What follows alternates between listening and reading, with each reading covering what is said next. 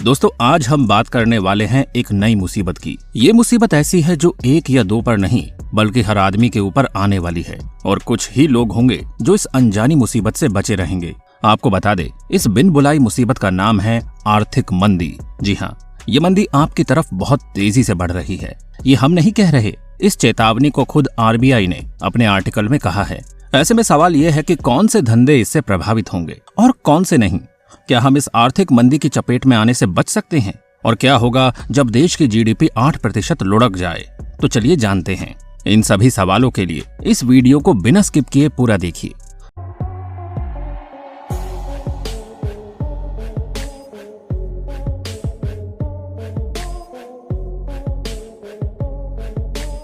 दोस्तों बीते कुछ सालों से भारत की अर्थव्यवस्था सुस्ती के दौर में बनी हुई है और यूं कहा जा रहा है कि एक इवेंट होने की संभावना हो सकती है। इवेंट का नाम है ब्लैक स्वॉन। इन दिनों ब्लैक स्वॉन की घटना काफी चर्चा में है।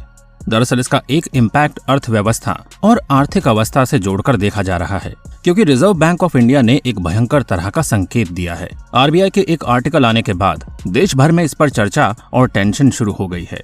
ये एक ऐसे अनजानी मुसीबत का इशारा है जिसे लेकर सारे अर्थशास्त्री परेशान हैं।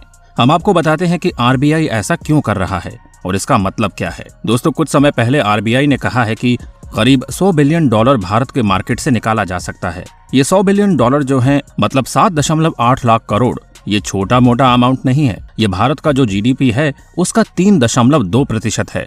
इसका मतलब अगर इतना पैसा भारत के बाजार से निकल जाएगा तो हालात मंदी वाले हो जाएंगे। इस स्थिति में आरबीआई ने इसे ब्लैक स्वॉन का नाम दिया है। इस नाम की बहुत ज्यादा चर्चा दुनिया भर में हो रही है। आप सोच रहे होंगे कि ब्लैक स्वॉन क्या है। वैसे तो ब्लैक स्वॉन का मतलब होता है काला हंस, लेकिन यहाँ किसी पक्षी की बात नहीं कर रहे हैं।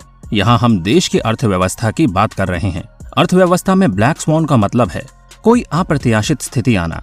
मतलब आरबीआई को लग रहा है कि कुछ बहुत बुरा होने वाला है जिसका देश की अर्थव्यवस्था पर बहुत बुरा असर पड़ सकता है, जिससे देश की अर्थव्यवस्था चरमरा जाएगी और आर्थिक मंदी को आने से फिर कोई नहीं रोक सकता। क्योंकि अगर ऐसा हुआ तो हमारी जीडीपी 7% से भी ज्यादा नीचे गिर जाएगी और अगर जीडीपी 7% लुढ़क गई तो इससे बचेगा क्या? हम उस स्थिति में पहुंच जाएंगे जिस स्थिति में हम कोरोना काल में थे, या फिर यूं कहें कि हालात उससे भी ज्यादा खराब हो जाएंगे।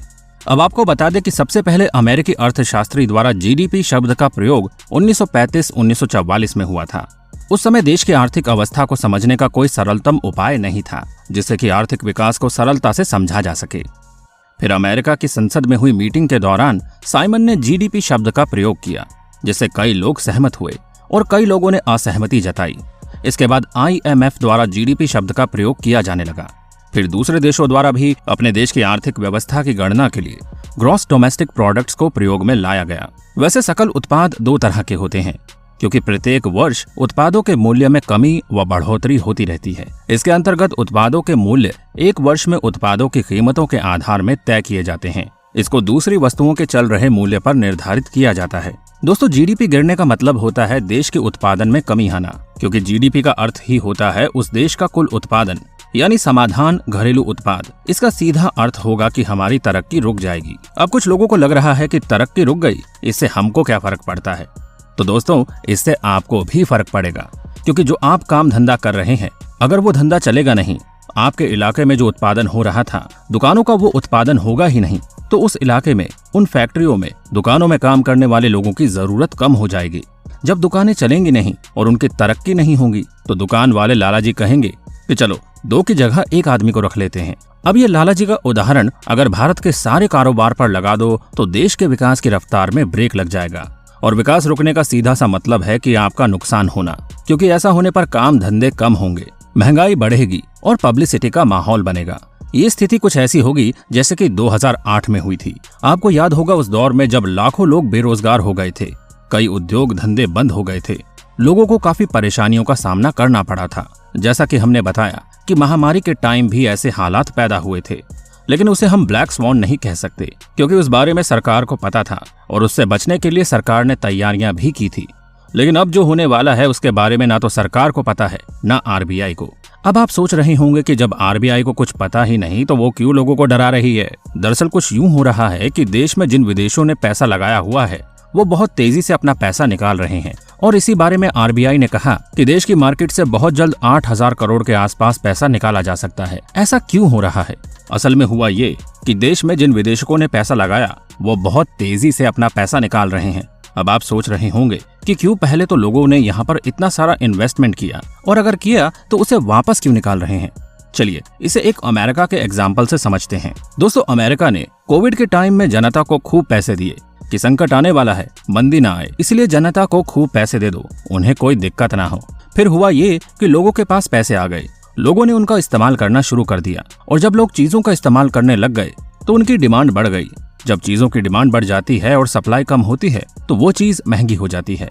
अब इससे अमेरिका में महंगाई बढ़नी शुरू हो गई और जब वहां महंगाई बढ़ गई तो अमेरिका के राष्ट्रपति चाहते हैं कि महंगाई को कंट्रोल किया जाए। उन्होंने महंगाई को कंट्रोल करने के लिए पैसे को महंगा कर दिया, क्योंकि जब लोगों को ब्याज मिलने लगेगा तो लोगों के हाथ में जो पैसा है उसे लोग कहेंगे कि वो बैंक में डाल दो, यानी कि जो ज्यादा पैसा समाज को उन्होंने दिया था वो वापस चला जाएगा बैंक के पास।